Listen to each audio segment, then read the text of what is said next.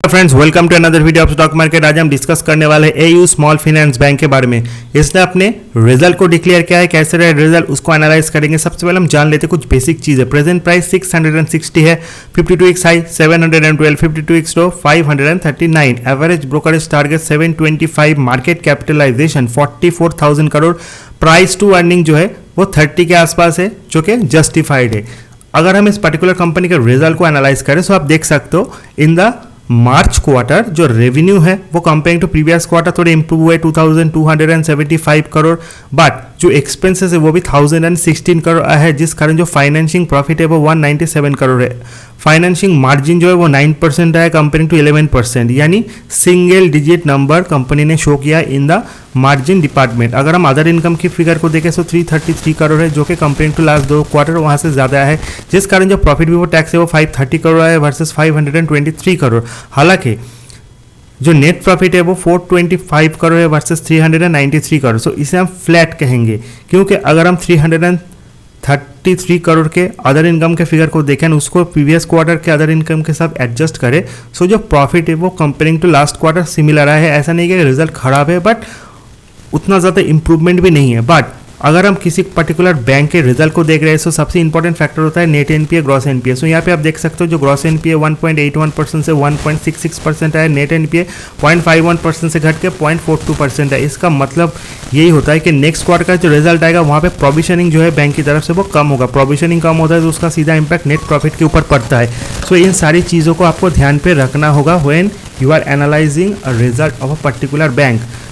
So overall result are mixed, खराब तो किसी भी पैरामीटर्स पे नहीं है, बट बहुत शानदार रिजल्ट भी नहीं है क्योंकि profit is flat, but NPA के लेवल में परफॉर्मेंस इज गुड। अगर हम इस पर्टिकुलर बैंक के बारे में और इंपॉर्टेंट पैरामीटर्स को देखें एंड इसके हम पीयर्स के साथ कंपेयर करें, सो इन दैट पर्टिकुलर केस आप देख सकते हो कि जितने भी बैंक है टोटल वहाँ पे AU small finance bank number 14 पे आता है।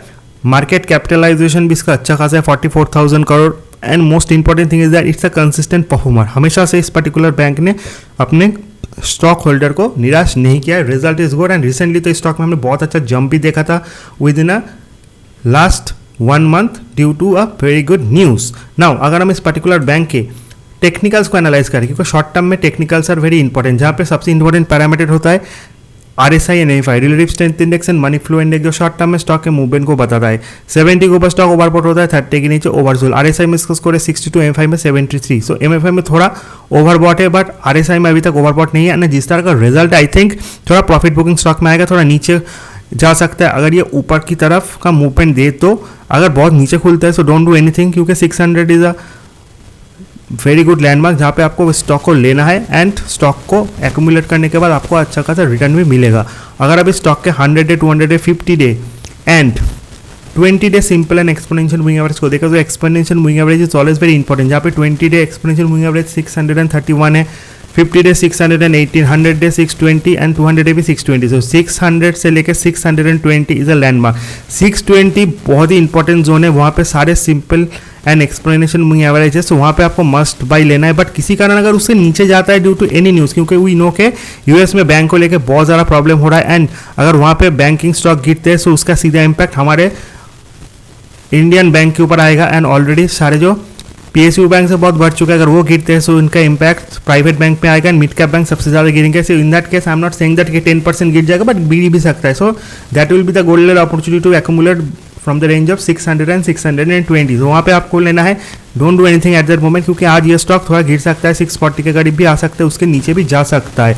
अगर ऊपर खुले तो डेफिनेटली शॉर्ट भी कर सकते हो, बट डेफिनेटली बहुत नीचे खुलता है so don't do anything, let the stock fall, क्योंकि ये इन्वेस्टर फ्रेंडली स्टॉक है, नॉट अ ट्रेडर फ्रेंडली। अगर हम इस पर्टिकुलर स्टॉक के 1 वीक, 1 मंथ, 3 मंथ के हाई लो को देखें, वहाँ पे आप देख सकते हो जो 700 है स्टॉक का हाई है इन द लास्ट 3 मंथ, वो 6 मंथ बाई हाई भी है।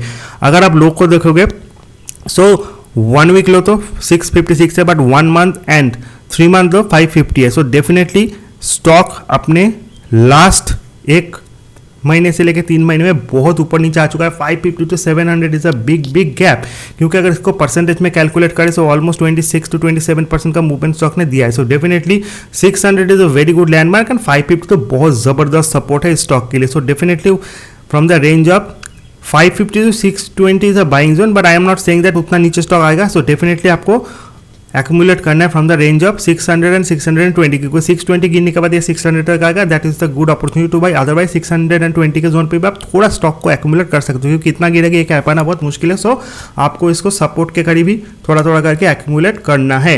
अगर हम टेक्निकली रेजिस्टेंस एंड सपोर्ट को देखें, so as I said 665 670 is a big resistance and support. कहाँ पे प्रेजेंटली तो सपोर्ट 640-50 के आसपास है, बट अगर बहुत गैप से नीचे खुलता है या फिर गैप से ऊपर खुलता है, सो इन सारे रेजिस्टेंस सपोर्ट का कोई फायदा नहीं होता, क्योंकि टेक्निकली बहुत क्लोज तो बहुत बड़ा सपोर्ट नहीं है, क्योंकि 620 is the biggest support and ऊपर की तरफ रेजिस्टेंस 700 के करीब है.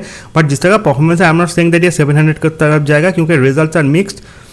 बट डेफिनेटली स्टॉक चला है, तो डेफिनेटली इसमें थोड़ा प्रॉफिट बुकिंग आना लाजमी है.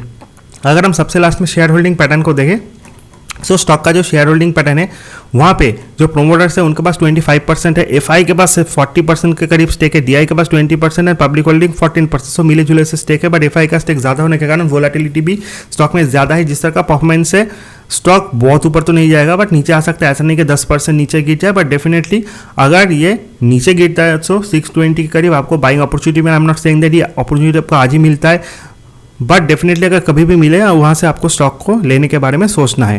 That is all about AU small finance bank. Video informative अच्छा लगे, चैनल को लाइक सब्सक्राइब और शेयर करना बिल्कुल मत भूलिए. See you in the next video. Till then good bye.